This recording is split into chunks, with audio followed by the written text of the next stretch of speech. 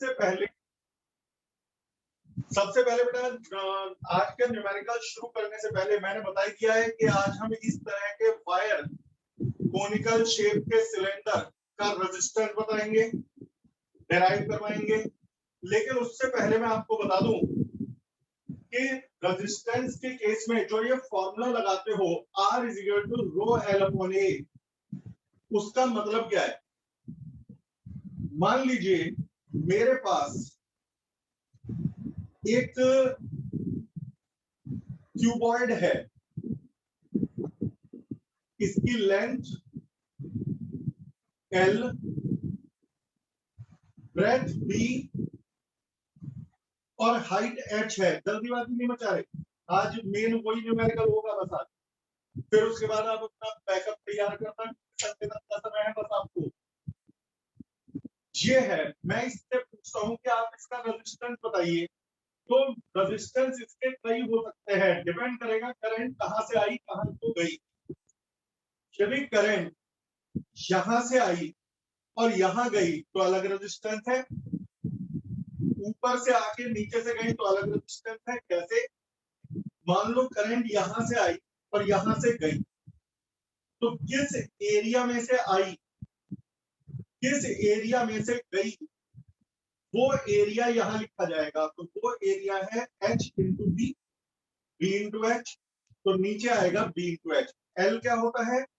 L होता है current को चलना कितना दूर पड़ा, यहां से घुस के यहां तक निकलने में कितना दूर चलना पड़ा। तो जवाब है L, वो L है। यानी इस क्यूबॉइड का रेजिस्टेंस है R = ρL/BH। अब यहाँ पर मेरे पास वही, बोल बेटा। सर एक बच्चा वेटिंग रूम में, वेटिंग में देखता हूँ।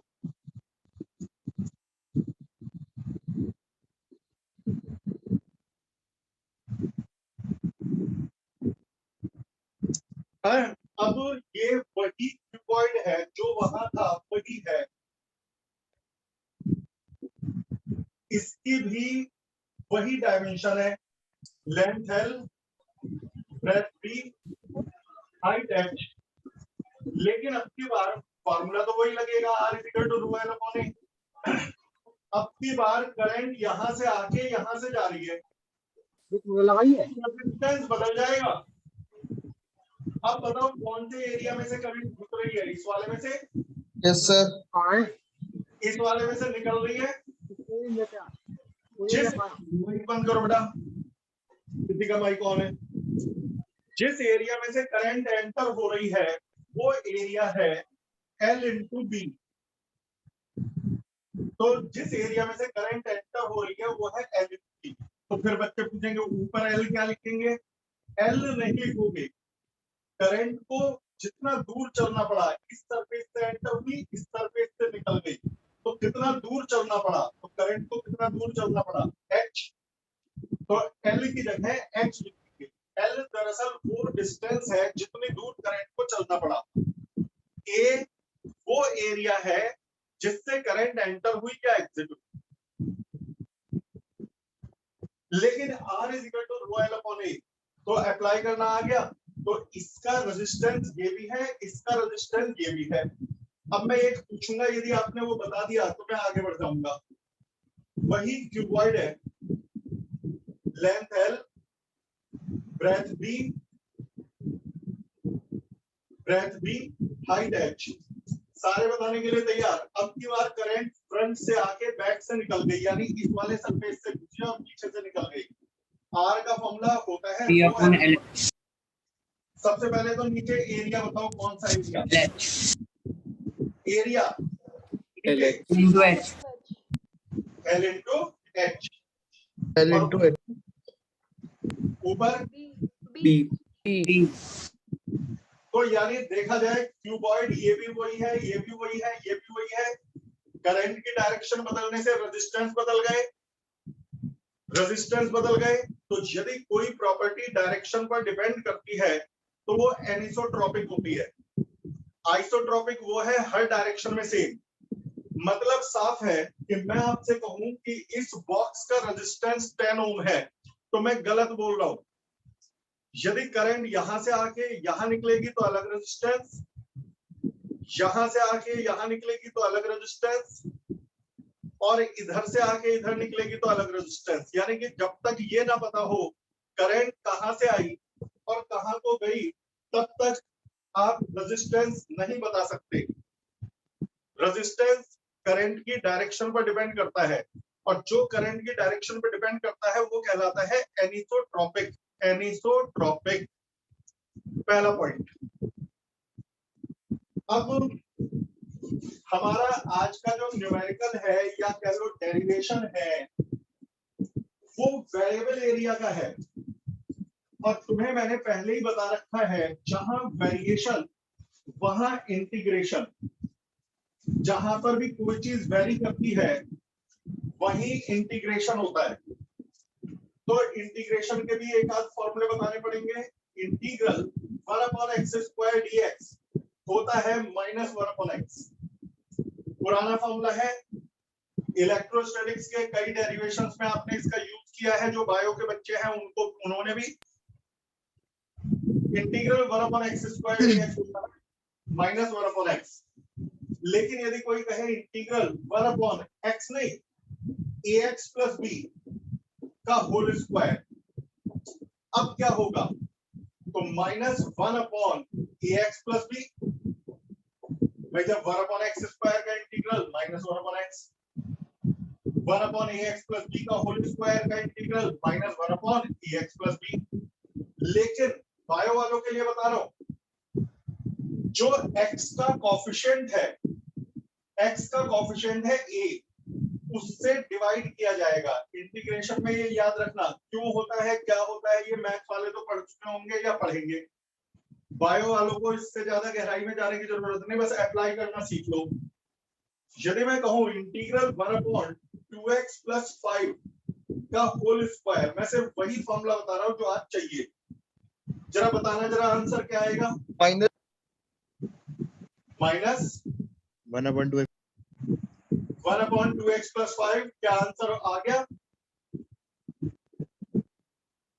x का कोफिशिएंट क्या है बेटा? 2 से डिवाइड और होगा। जो x का कोफिशिएंट है उससे डिवाइड जरूर होगा। जो x का कोफिशिएंट सर फिर से बताना सर, क्यों डिवाइड करते हैं, फिर से बताना। बेटा बायो है या मैथ्स है, पहले ये बताओ। मैथ्स अभी नहीं कराया, नहीं है कराया नहीं तो बेटा बस ये क्यों करते हैं वो मैथ्स में पढ़ाएंगे। अभी मैं उसे पढ़ाने लगा तो मैथ्स का क्लास शुरू हो जाएगी। बस ये समझ लो कि डिफरेंट इंटीग्रल में ये होता है, क्योंकि मैं फिजिक्स का टीचर हूँ, मैथ्स पढ़ा दूंगा, लेकिन वो पढ़ाने के चक्कर में जो आज का टॉपिक है वो तो गया साइड पे। इसे बोलते हैं function of a function, implicit function. Implicit functions मैंने पिछले साल क्लास 11th में पढ़ाए थे, और उसमें मैंने डिफरेंशियल में बताया था कि ये कैसे होता है। तो यदि आपको डिफरेंशियल इंटीग्रल में वीकनेस है तो मेरे से वीडियो मांग लेना, मैं आपको प्लेलिस्ट भेज दूंगा। फिलहाल करते हैं, ये आप देखो, ये तो मैथ्स का है। ज्यादातर फिजिक्स वाले तो ये कहते हैं, सोचते हैं ये तो आता ही होता है, ये तो मैं बता देता हूँ। अब शुरू करते हैं न्यूमेरिकल।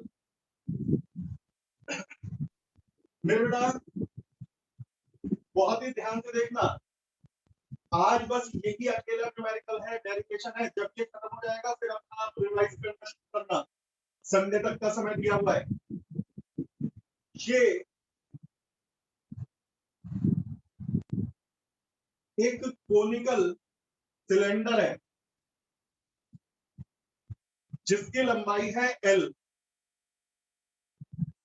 यहां रेडियस है A, ये लेंथ है L, ये रेडियस है B।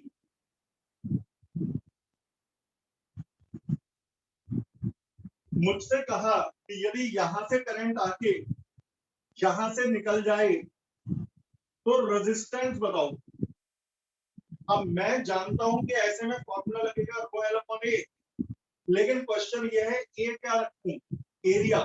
तो जवाब है जिस एरिया से घुसी वो तो πa² है, लेकिन जिस एरिया से निकली वो πb² है। वो दोनों बराबर नहीं है, और यदि दोनों बराबर नहीं है तो फिर ये वाला फॉर्मूला नहीं लगेगा यही। इसको फिर सॉल्व कैसे करेंगे? इंटीग्रेशन से। यहां से x डिस्टेंस पर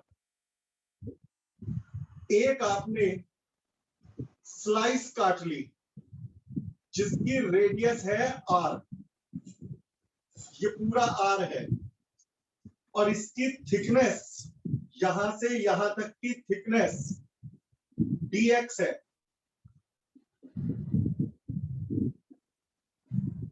आपने स्लाइस काट ली, जैसे पिछले साल मोमेंट ऑफ इनर्शिया के डेरिवेशन कराए थे, x डिस्टेंस पर dx थिकनेस की स्लाइस काट ली, उस स्लाइस की रेडियस है r, वो रेडियस a से बड़ी है, b से छोटी है। ये इतनी पतली स्लाइस है, बाल से भी पतली। मैं सबसे पहले इस स्लाइस का रेजिस्टेंस मान लेता हूं dr। मैं सबसे पहले स्लाइस का रेजिस्टेंस निकालूंगा कि जब करंट यहां से आके यहां से निकलेगी, सारे का रेजिस्टेंस नहीं, जब करंट यहां से घुस के यहां से निकलेगी तो कितना रेजिस्टेंस होगा। तो dr is equal to rho L/A। अब जिस बच्चे ने ढंग से समझ रखा था वो बताएगा मुझे बताओ रो L/A, L कितना दूर चलना पड़ा, यहां से, सिर्फ यहां से यहां तक देखो, यहां से करंट घुसी, यहां से निकल गई, dx चलना पड़ा, तो L इज dx। और कितने एरिया में से करंट घुसी, by r square. Equation number 1, equation number 1। तो ये जो हमारा सिलेंडर था, इसकी लंबाई थी L, रेडियस थी A और B। पूरे का रेजिस्टेंस बताना है, लेकिन पूरे का निकल नहीं सकता क्योंकि यहाँ वेरिएशन हो रहा है एरिया में, और जहां वेरिएशन वही इंटीग्रेशन। अब फिर क्या करूं, अब मुझे इसे इंटीग्रेट करना पड़ेगा। इंटीग्रल dr हो जाएगा r, इस फॉर्मूले से निकालूंगा, लेकिन इस फॉर्मूले में r पता लगाना पड़ेगा पहले। What is the value of r? r की वैल्यू निकालनी पड़ेगी a और b के टर्म्स में। जितना दिमाग लगा के सुन सकते हो, समझ सकते हो, उतना समझो। और बाकी तो रिकॉर्डिंग हो रही है, बाद में दोबारा भी देख सकते हो एक बार, ऐसी कोई बात भी नहीं है मेरे बेटा। अब हम r निकालते हैं। r निकालने का तरीका है, जहां एक परपेंडिकुलर ड्रॉ कर दिया, ये एंगल है थीटा, जो मैं पूछता रहा हूं जवाब देना। पहले बता, ये पूरी साइड कितनी है जिसे मैं डार्क कर रहा हूं, बताते रहो। पहला और आखिरी है बस आज का डेरिवेशन ये पूरी साइड कितनी है बताओगे तो याद हो जाएगा। माइक खोलो। R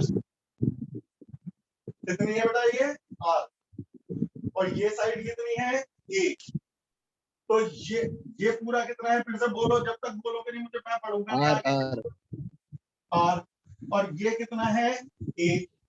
तो ये कितना बचा परपेंडिकुलर, और माइनस ए R minus परपेंडिकुलर है R माइनस A, बेस है X, परपेंडिकुलर है R माइनस A, बेस है X। तो tan थीटा हो गया परपेंडिकुलर अपॉन बेस, यानी कि बेटा R minus A upon X आ गया tan थीटा। इस छोटे वाले ट्रायंगल से tan थीटा आ गया।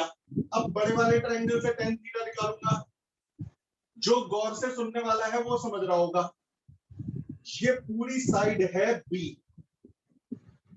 और इतनी साइड है A। ये पूरी है B और इतनी है A। तो ये कितना बचा, बोल दो बेटा फटाक से। B minus A ये है B माइनस A और ये पूरा बेस है L। तो tan थीटा कितना हो गया, perpendicular upon base B minus A upon L। तो जब आपने छोटे ट्रायंगल से tan थीटा निकाला तो ये आया, बड़े ट्रायंगल से tan थीटा निकाला तो वो आया, लेकिन है तो दोनों थीटा एक ही, तो ये दोनों बराबर है। और यदि ये दोनों बराबर है तो बस R मिल जाएगा। X को ऊपर ले आओ, A को राइट में ले जाओ। अब बस मैथमेटिक्स है। R आ गया, R आ गया तो पुट इन फर्स्ट। तो r का फॉर्मूला था इंटीग्रल रो अपॉन पाई, बाहर ले लो, रो कांस्टेंट है, पाई कांस्टेंट है, rho upon pi 1 upon R square, R square का मतलब b minus A upon L into X plus A का होल स्क्वायर dx। जल्दीबाजी जहां करी वहीं उड़ गया, रो अपॉन पाई बाहर, तसल्ली से देखो, इंटीग्रल 1 अपॉन आर स्क्वायर और आर की वैल्यू रख दी। अब इसी के चक्कर में मैंने तुम्हें पहले वो बताया था रो अपॉन पाई। अब मुझे बताओ इंटीग्रल 1 अपॉन एक्स स्क्वायर होता तो होता माइनस 1 अपॉन एक्स, लेकिन 1 अपॉन इस सारे का स्क्वायर है तो माइनस 1 अपॉन ये सारा, सारे का मतलब b minus A upon L into X plus A, minus बाहर लगा दो, ये वही है 1 अपॉन एक्स स्क्वायर का इंटीग्रल होता है माइनस 1 अपॉन एक्स, तो इस पूरे का स्क्वायर है तो माइनस 1 अपॉन ये पूरा इंटू, मैंने कहा था जो x का कोएफिशिएंट है वो डिवाइड होगा। अब x का कोएफिशिएंट है b minus A upon L, वो डिवाइड होगा तो l ऊपर आ जाएगा, ये आ गया। इसके आने के बाद अब क्या करा जाएगा, जो कांस्टेंट है फिर बाहर ले जाओ, l कांस्टेंट है गया बाहर, b माइनस ए बाहर गया। अब लिमिट ऑफ इंटीग्रेशन, बाहर क्या बचा हुआ है, बाहर बचा हुआ है minus rho L upon pi B minus A. दोबारा देखना और खुद अपने हाथ से करना, और यदि आपने अच्छा इंटरेस्ट दिखाया तो मैं बहुत बढ़िया बढ़िया लेवल के क्वेश्चंस कराऊंगा। अब लिमिट ऑफ इंटीग्रेशन, मेरा जो डिस्क है, जो मैंने एलिमेंट्री डिस्क काटी है स्लाइस, वो इस पूरे वायर में कहीं भी काट सकता था, यहां भी काट सकता हूं, यहां भी काट सकता हूं, यहां 0 से L के बीच में कहीं भी मिल सकती है, तो लिमिट ऑफ इंटीग्रेशन होगी 0 टू L। अब एक शॉर्टकट मारता हूं, पहले x को L रखो, फिर x को 0 और सबट्रैक्ट ओरली, x को L रखो तो L से L कट गया, b माइनस ए प्लस ए रह गया सिर्फ 1 अपॉन b, करके देख लेना, x को L रखा, L से L कट गया, b माइनस ए प्लस ए और वो कट के आ गया 1 अपॉन b। अब x को 0 रखो, जब x को 0 रखा तो 0 इंटू एवरीथिंग इज 0, डिनोमिनेटर में सिर्फ रह गया a। एलसीएम ले लो तो एलसीएम आ जाएगा a भी, ऊपर बचेगा a माइनस b।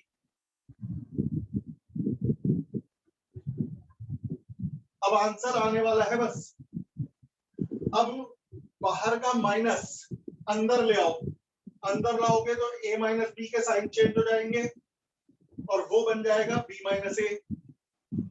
अब ऊपर का b माइनस ए और नीचे का b माइनस ए कट जाएगा और आखिरी में बचा रह जाएगा रेजिस्टेंस का formula rho L upon pi A B. यही आंसर है। क्या आंसर है रेजिस्टेंस का, rho L upon pi A B.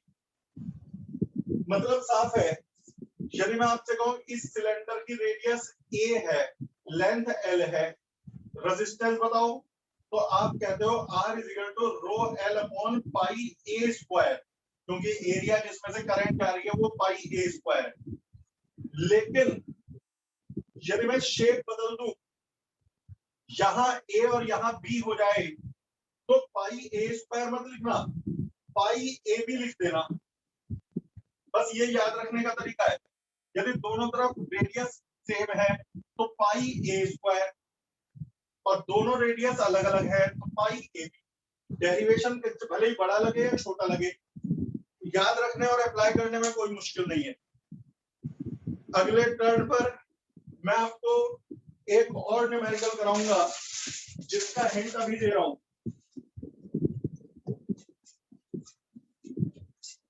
मैं बढ़िया बढ़िया वैरायटी कराना चाहता हूं। मैंने तभी आप लोगों से कहा था जिस टॉपिक की वीडियो ऑलरेडी बहुत बढ़िया बनी हुई है उसी को लाइव में पढ़ा के टाइम वेस्ट क्या करना, वो वीडियो से दूंगा और एक्स्ट्रा बढ़िया बढ़िया न्यूमेरिकल्स में अपने पास से कराऊंगा, क्वेश्चंस कंसेप्चुअल सब मैं कराऊंगा। अगली बार का क्वेश्चन होगा, यदि ये मेरे पास एक सिलेंडर है हॉलो, ये सिलेंडर है, यहां से करंट आए, ये ऐसा सिलेंडर है, ये समझ में आ रहा हो यदि तो, यदि यहां से करंट आए और यहां से निकल जाए तो रेजिस्टेंस क्या होगा, क्योंकि वो इनर सरफेस एरिया से करंट घुस रही है और आउटर सरफेस एरिया से करंट निकल रही है। वेरिएबल एरिया का केस है, इनर सरफेस एरिया कम है, आउटर सरफेस एरिया ज्यादा है, तो वेरिएबल एरिया का केस है। तो ऐसे में कैसे सॉल्व होगा, इसी तरह से स्फीयर वगैरह के केस में बेटा जेई एडवांस का छोड़ दो के क्वेश्चन, यदि ये कंसेप्ट सीख लिए अगली क्लास में मिस नहीं होनी चाहिए। यदि ये हॉलो स्फीयर है, अंदर से करंट आके बाहर से निकले तो रेजिस्टेंस बताओ। तो ये सब वैरायटीज मैं आपको करवाता रहूंगा। आप लोग वीडियो पैरेलल ले आओ। सबसे पहला काम क्या है, जो भी मैं पढ़ाऊं अगले दिन के लिए पेंडिंग ना रहे। व्हाट्सएप ग्रुप पर सब मुझे बताएंगे, मैंने संडे तक का टाइम दिया है, सारे व्हाट्सएप ग्रुप पर लिख के बताएंगे कि सर मैं पैरेलल आ गया। फिलहाल के लिए bye bye. Thank you sir. Okay बेटा, एक सेकंड अभी रुक जाना।